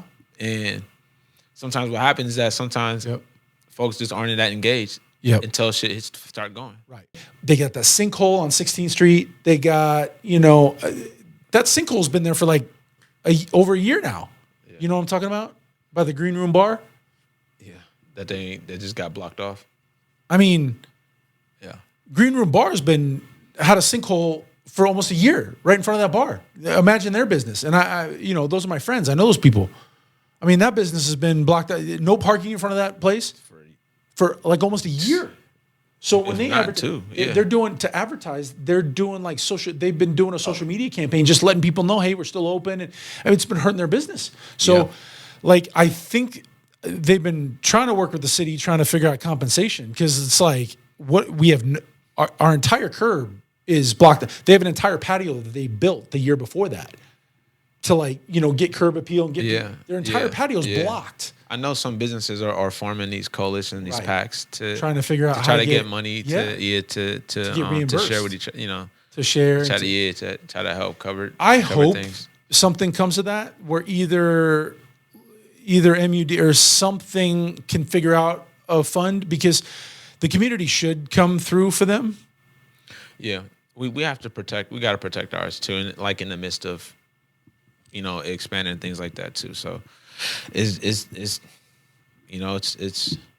tough. We didn't have that deadline, but then other people got their deadlines too, and their bills aren't changing. Like, it'd be different if like these landlords was, working with these folks, but they still got to pay their same bills. Exactly.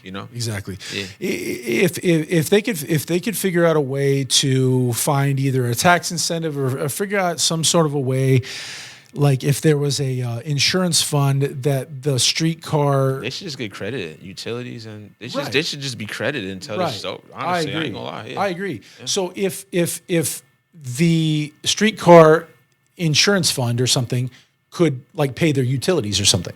You know what I mean? Like, take it out of the insurance fund from like the streetcar, and then just pay their utilities or something. I mean, look how much money's raised for an NIL deal. You know what I'm saying? So there's a way. There's a way. There's a way, man. There's a way it could get paid. It's a way to funnel. You know what I'm saying, to these businesses and stuff. And I mean, whatever. I mean, that's I'm obviously not. I'm not a lawyer. I'm not smart enough to figure. There's somebody smart enough to figure it out. And there has to be somebody, and that's another thing. It's an election year this year, so make sure you're getting organized. Find out if you're registered. Face your vote. Find out if you're registered. Get out there and vote. November is going to be here sooner than you think. And if if there's something you're passionate about, just make sure that the only way that we can make positive change is. It's the only power that we really have. So, you can yell and scream into, a microphone all you want, and you can, But did you go vote? Huh? That's how he's saying, man. I get it. But I mean, there are processes, right? There's processes, and so if you really want to make that change and you want your voices heard, I mean, it's worth that. It's worth that shot. So, things coming up at the Culxr House. Every first Tuesday, though, man, is our open mic. Basically, is what it is, right? And so, I'm looking forward to the showcase. Yeah. Yeah. So it's gonna be some competition tonight. Yeah. Okay. I think it's an awesome thing you do because it gives somebody to like kind of like look forward to, work towards, something to kind of like throughout the week. It's every week. You said, right? The workshop. Yeah. So on the first Tuesday is the showcase, and then we have the draft. So those next few weeks is being in the studio, collaborating with other artists. It's amazing. So writing, recording, rehearsing, right? And then the showcase comes, so you're making original music that will be released and going on a Culxr House project. It's a brilliant idea. Yeah, so part of that is just walking people through the process. Is kind of realize, like, even just something so small and little like that, just having a studio experience or a collaborative experience, some artists never have or haven't had. Yeah. Right. So for someone like me who's done this and done all these kind of things, yeah. Well, these are just things that I've done through the course of my career in music, which is collaborate. And so this is how I best can, like, create a way. Yeah. Right. So where it reminds me of Pharrell did something like that. Like that's how he found like Maggie Rogers or whatever, right?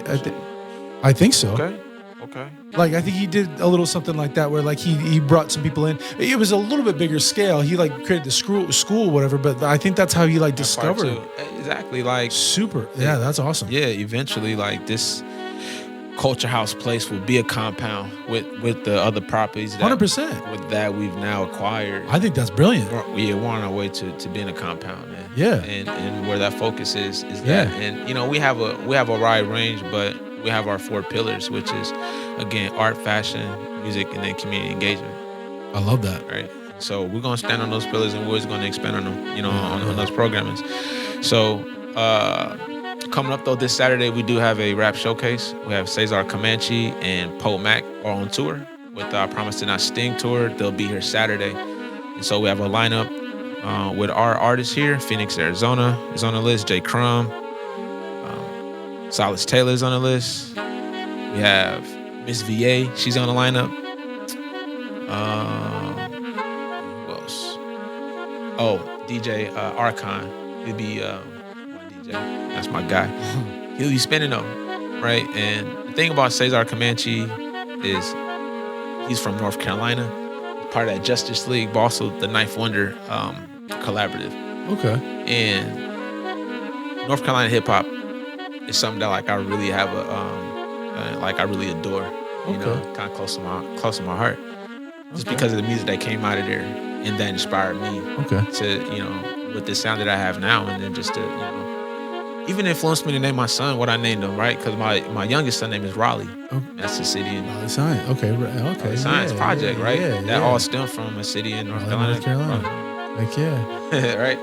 So yeah, man, it hit that deep that now at this point, like in my career, like I can host artists that I grew up listening to, man. Okay. That immediately like. I didn't know really that's where you got that. Okay, I mean it makes sense now that I think about it, but yeah, I didn't realize that. No, okay. I'm gonna hit you with another one. Jay-Z, the Marcey Project. Yeah. Right. That's Jay-Z group, the Marcey Project. So like I grew up listening to him saying Marcey. You know what I'm saying? Yeah. And that stuck with me, right? And so like that's the name. So Marcey Yates, like that's done from Marcey Projects. Gotcha. So I've always been like that whenever I come up with names. I'm very intentional for anything that I name and title. Got you. Yeah. Okay. Yep. Damn, that's where that comes from. Yeah. I like it. Yeah. That's awesome. Yeah. Okay. Events for the month though. Art Battle will be back June 13th as well. So make sure y'all get y'all tickets. Make sure I pull up because Art Battle is a live painting tournament and it is one of the most exciting nightlife events in the city. So I encourage y'all to definitely pull up on that. And again, tickets are on sale for the July 11th Summer Classic 26 fashion show. So make sure you get your tickets. VIPs are available, group discounts. So we are the fastest growing fashion show in the region. So just make sure y'all stay tapped in, all right? So what you got going on for the rest of the week? Man, I just one foot in front of the other, man. I'm just surviving. Homework and church. That's it, man. Yeah. I just lots of editing. Yeah. Yeah, lots of editing. Lots of editing. Yeah, man. Gotta pump these shows out, man. For sure, gotta pump them out, right? Yeah. Like it takes time. Y'all, it's time consuming. That's why a lot of people don't do it. Yeah, it's fun though. I enjoy it. It's fun. I enjoy it. Yeah, it's good shit. It was good sitting down chopping up with you. Same. Always, man. I appreciate you. So, my boy. Again, if you out there and like you want to hop on the pod, like just send a DM, holla at us. May see you next week. All right, y'all. Peace.